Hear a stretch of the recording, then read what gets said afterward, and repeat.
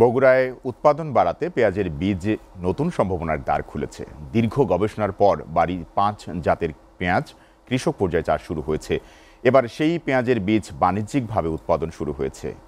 কালো সোনা হিসেবে খ্যাত পেঁয়াজ বীজ উৎপাদন নিয়ে নতুন স্বপ্ন দেখছেন কৃষকরা। বগুড়া থেকে আরিফ রহমানের প্রতিবেদন, ক্যামেরায় ছিলেন জাকারিয়া বিপ্লব।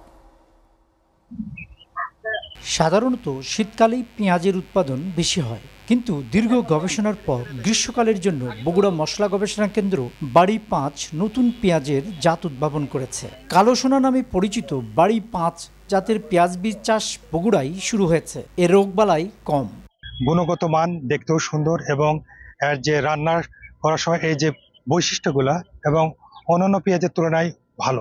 আমরা যে বিদেশ থেকে নিয়ে আসি তার চেয়েও এটা বড়, এবং এই পেঁয়াজটা আগে এরকম বড় পেঁয়াজ বাংলাদেশে হয় নাই। একটু আর্লি হারভেস্ট করছি, এজন্য একটু উৎপাদন কম হয়েছে, তারপরেও 20 মনের মতো ফলন পাইছি। বীজ চাষের কৃষকরা লাভবান হচ্ছেন। চাষ বাড়লে বীজের আমদানি নির্ভরতাও কমে যাবে। আবার বাড়ি 5 পেঁয়াজের ফলন নিয়েও আশাবাদী কৃষক। এটা সারা বছরে চাষ করা যায় এমন একটা পেঁয়াজের জাত। মানিকের উপর যে বীজ উৎপাদন হবে এই বীজগুলো আমরা কৃষকের মাঠ পর্যায়ে ছড়া দেবো।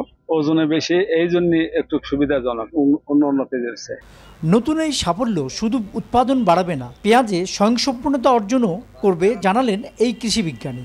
যারা সিড গ্রোয়ার আছেন, যারা বাণিজ্যিকভাবে করতে চান, এবং যারা বিএডিসি আছেন, তারপরে ডিই আছেন, তারপরে গবেষণা প্রতিষ্ঠান আছে, আমরা সবাই যদি আমরা কাঁধে কাঁধ মিলিয়ে এই প্রযুক্তিটি কৃষকের মাঠে আমরা যদি বিস্তার করতে পারি।